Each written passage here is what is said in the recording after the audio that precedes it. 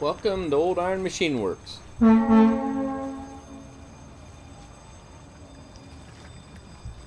In this video will be about beefing up a trailer that I purchased from the company I work for. My boss bought another new trailer. This one didn't get used much, and he made a comment about I should try to sell it for him. And when we talked about a price, I couldn't have bought the 1/4-inch diamond plate, for what I gave for the trailer.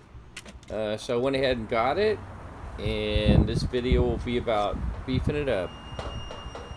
In this particular scene, I knew the axles that were under the trailer were way too light duty, and my buddy had some axles out at his ranch that I knew I could have got really cheap. But as you can see here, they were a solid drop axle, but they were old motorhome axles. And pretty much after I seen this, I didn't want to have nothing to do with it. Yeah, these axles, there just wasn't much on it that could be reused. They were just old, the lugs were real small. Anyway, I decided it was not an option I wanted to go, so I went ahead and went to Craigslist. In about a week of looking on Craigslist, I found some really nice 5,200 pound Dexters that a gentleman was replacing with 7,000 pound axles on his toy hauler. And anyway, I got a really good deal.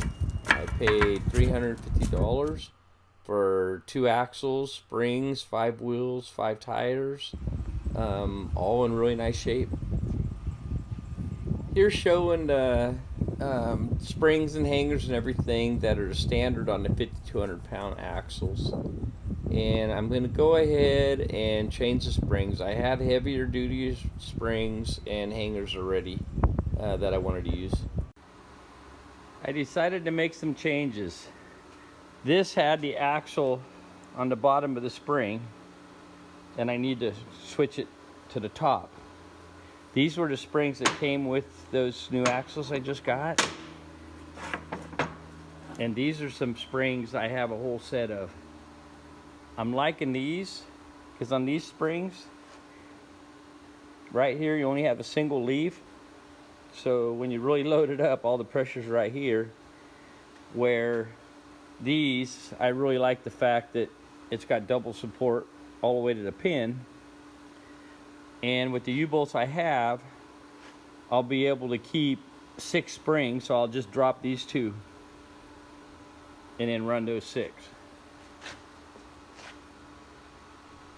Now, being that I'm changing the position of the axles, these axles cannot just be rotated 180 degrees because the arch of the axles and the way all the brakes and backing plates bolt up. So they did come with new perches. You can kind of see here, it shows the overslung and underslung configuration.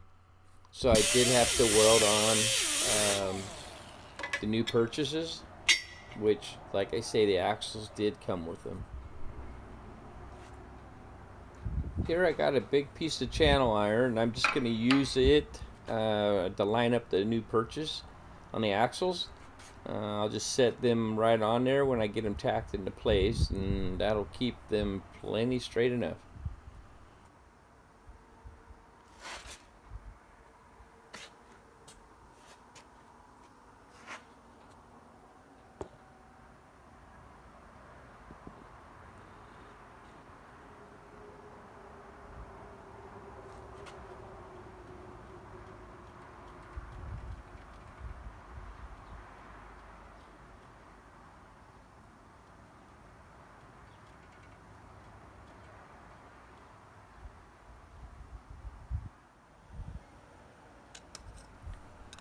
The frame from my trailer to the one that these axles came off of were slightly different, so the purchase just had to be moved over just a little bit.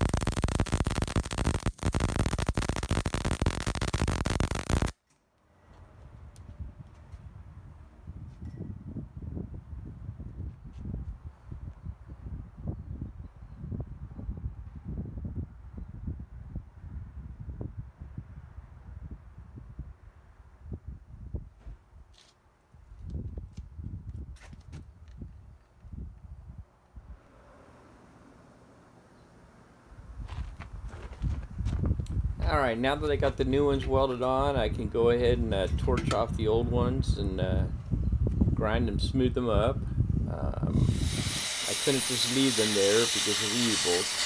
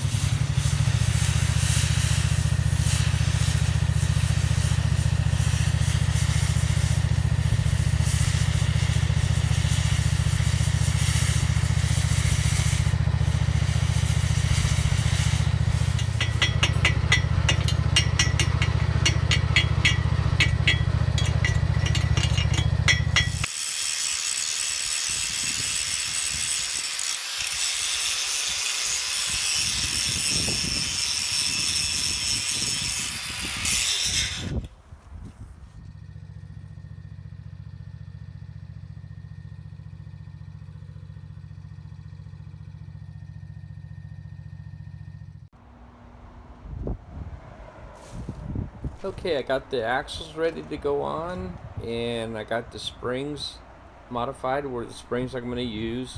I dropped the 2 short springs off of it, and now I'm ready to pull the trailer over and get it flipped over and start cutting it apart.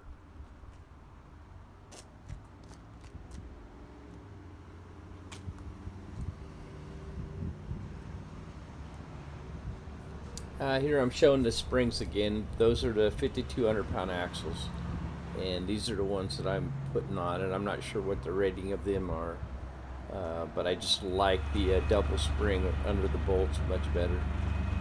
And here I'm showing the axles that were under the trailer. They're just a hollow tubing. Somebody made the drop axle part. They're just really light duty, so they'll just get cut off and thrown to the side.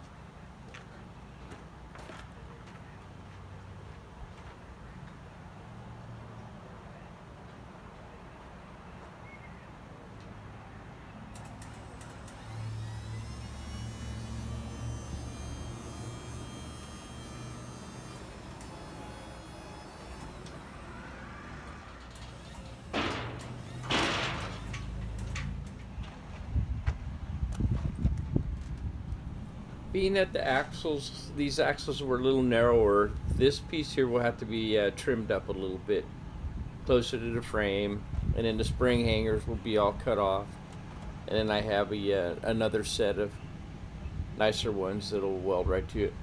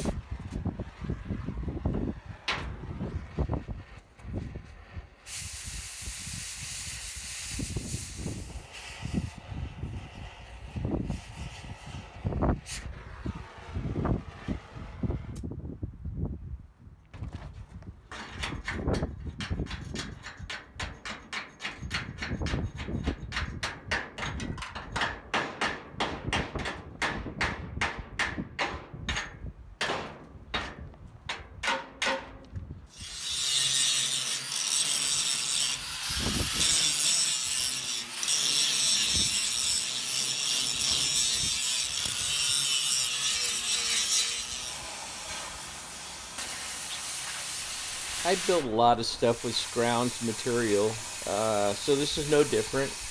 I'm just kind of scrounging whatever material I have, to beef the trailer up.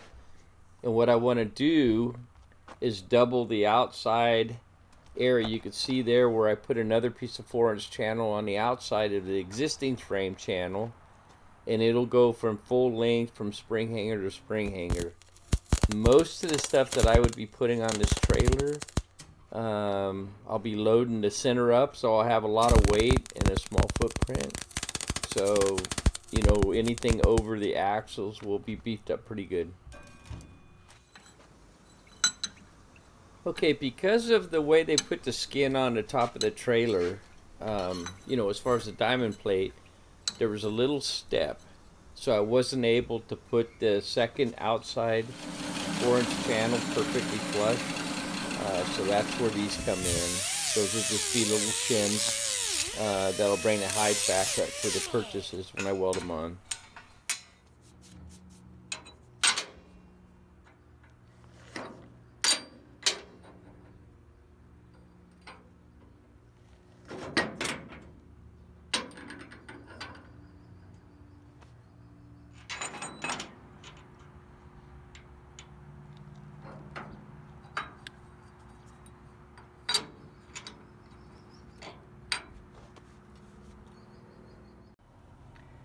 Okay, on these shackles I have a slight offset here, exactly 7/16 from this edge to the edge of this plate is where I want it.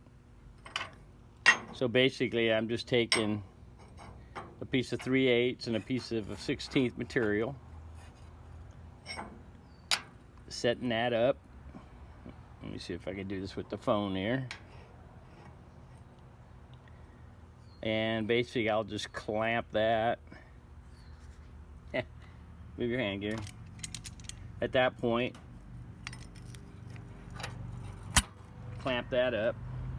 And I want to weld these first because I got that undercut from where they were removed off of another trailer. And I want to be able to get a good weld on there before the shackles go on.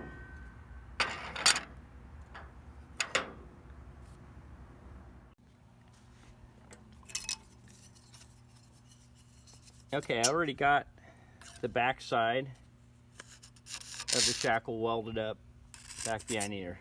Got it clamped down. Now I'll just weld a nice bead all the way around here and then rest it away around the shackle. Here I'll try to concentrate away from the bend and just up underneath.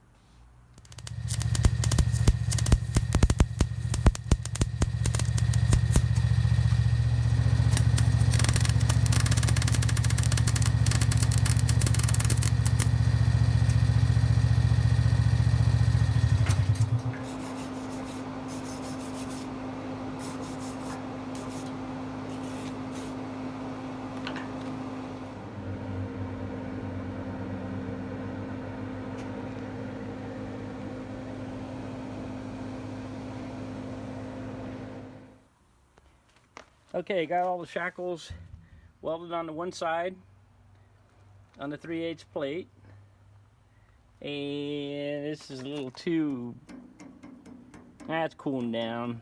I can get the start putting springs and stuff on, but I'm gonna go ahead and work on the other side. Get this second double channel piece tacked on it. By the way, the machine I'm using is an old Miller-Matic 200. Oh gosh, I've been there over 20 years. They had it before I came, and it's been an everyday user. It's ran a lot of wire. Been a great machine.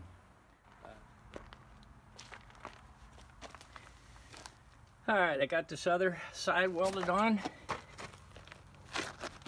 and kind of skip welded,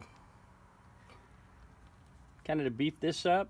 I got a piece of 1/4 inch plate just clapped here, and what I got to do now is just cut this off. These axles and wheels are a little narrower, so I got to just trim off this. I'm just going to use the torch. The plasma is too much work to get out here, so I'll just torch it off.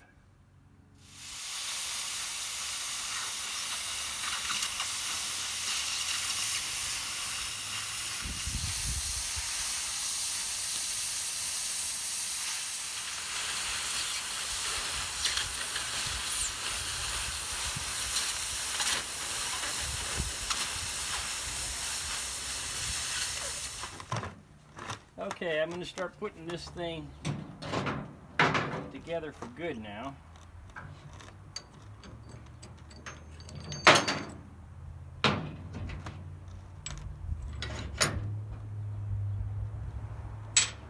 And what I want to do, it's got the plastic bushings, nylon, whatever material it is. I'm going to put some never sees on the bolts. Ideally, the bolt freezing up on the brackets isn't a bad thing. You don't want them to move there, but hopefully the never sees will keep this from rusting up. Bolts, when they rust and they wear out, the bushings longer. So anyway, I'm just going to slop a little never sees on there and start putting it together.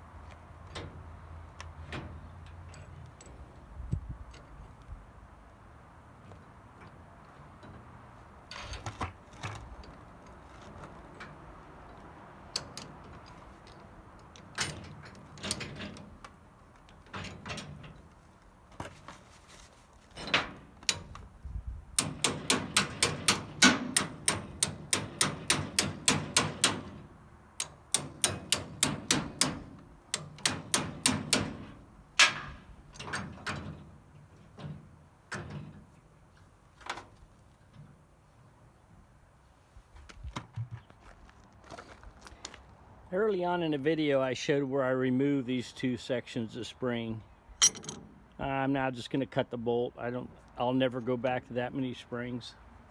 Now the only reason I took those sections out was my U-bolts weren't long enough to leave them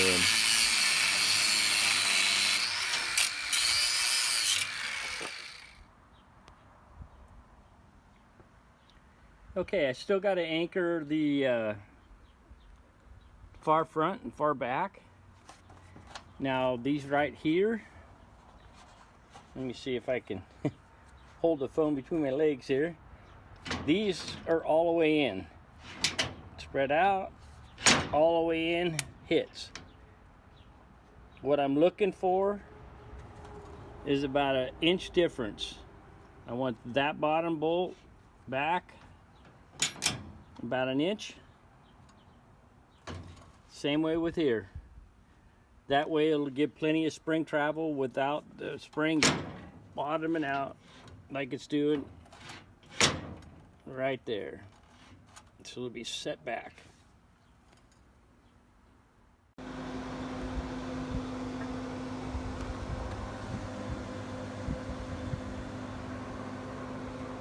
Alright, ready to start bolting the axles in. Normally when I get tired, my welds start suffering, but I'll take them.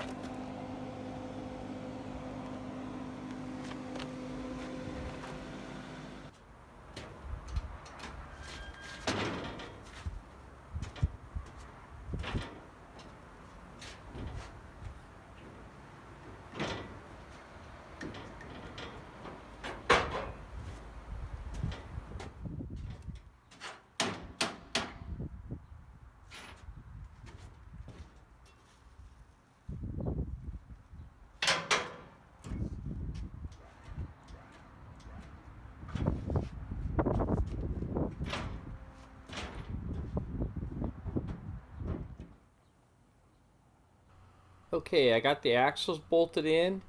Now I'm going to start cutting all this 2-inch angle iron out and replace those cross members with some 4-inch and 3-inch channel pieces.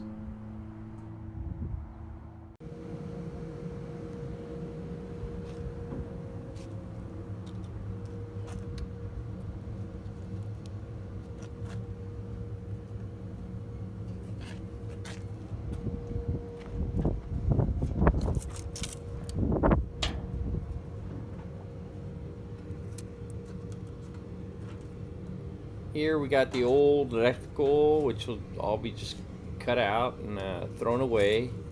And there's the old surge brake line. The old axle had a surge brake that hasn't worked in years. All that will all get cut out of there and thrown out.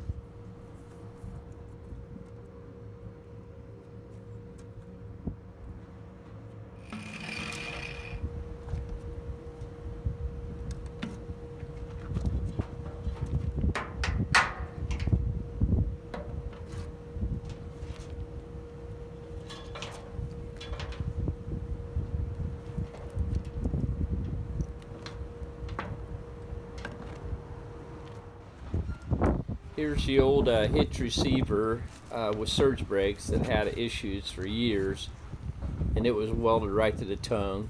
So I just torched it all the way off, and then I'll put a new receiver on it.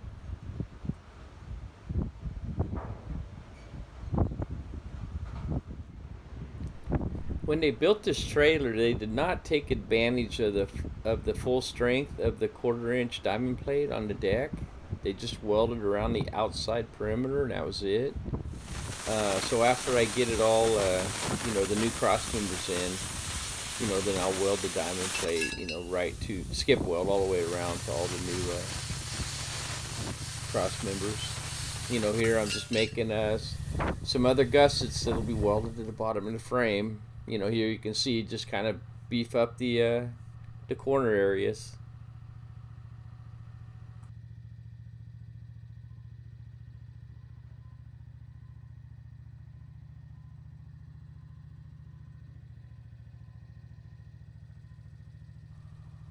Now here you can see up underneath there was no welds anywhere that connected all the cross members in the main frame to the diamond plate on top. So what I'll do is take a needle gun. Actually you can grind or a needle gun, but the needle scaler actually worked really well for just knocking the rust off enough where the wire machine burned in really nice. And it was much quicker than trying to get in there with the grinder.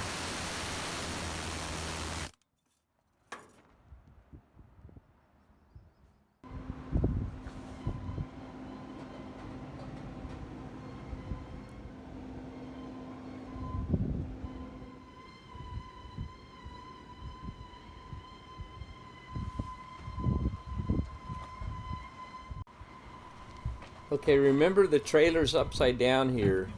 So they had the door on the top that lifted up, and then they had the expanded metal as the bottom to put chains and stuff. Well, anytime you throw a chain or something in there, it gets stuck in the expanded metal. And so anyway, I'm gonna go ahead and cut out of this sheet, have a solid bottom with just some drain holes.